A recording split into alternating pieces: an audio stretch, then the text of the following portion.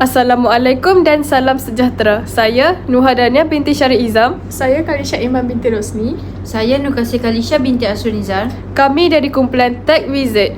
Kami akan membentangkan satu projek inovasi sains yang bertajuk Eco Aqua Purifier. Kami menggunakan bahan semula jadi seperti bahan yang sudah terpakai. Air merupakan keperluan asas kehidupan manusia. Namun begitu, masih terdapat kawasan yang menghadapi masalah air tercemar. Oleh itu, kami mencipta satu inovasi penapis air yang murah dan mudah dihasilkan.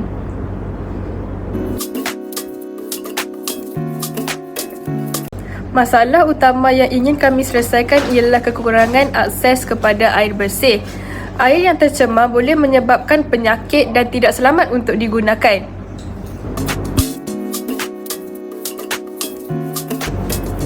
Objektif projek ini adalah yang pertama, menapis air kotor menjadi lebih bersih. Yang kedua, menggunakan bahan semula jadi. Yang ketiga, menghasilkan inovasi kos rendah.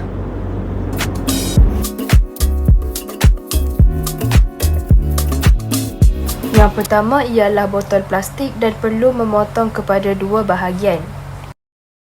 Yang kedua ialah pasir. Selain itu juga ialah batu. Selanjutnya juga ialah kapas. Dan tambahan pula ialah arang yang secukupnya. Akhir sekali ialah air kotor dan juga tidak lupa kain dan getah.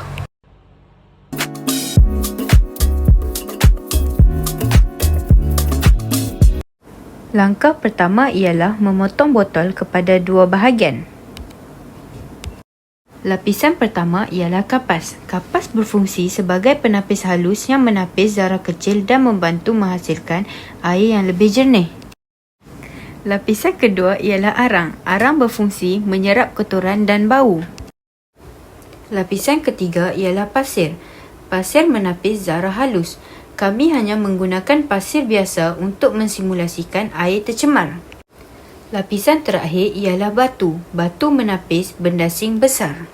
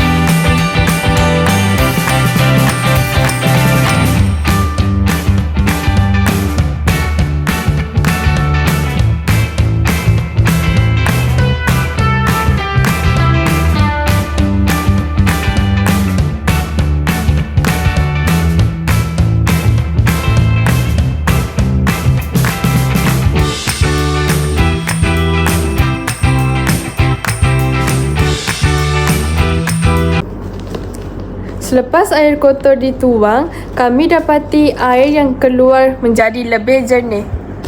Ini menunjukkan penapis ini berkesan dalam menyingkirkan kotoran secara asas.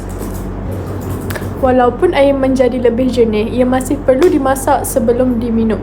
Inovasi ini sesuai digunakan dalam situasi kecemasan atau kawasan luar bandar. Kesimpulannya, projek ini berjaya mencapai objektifnya.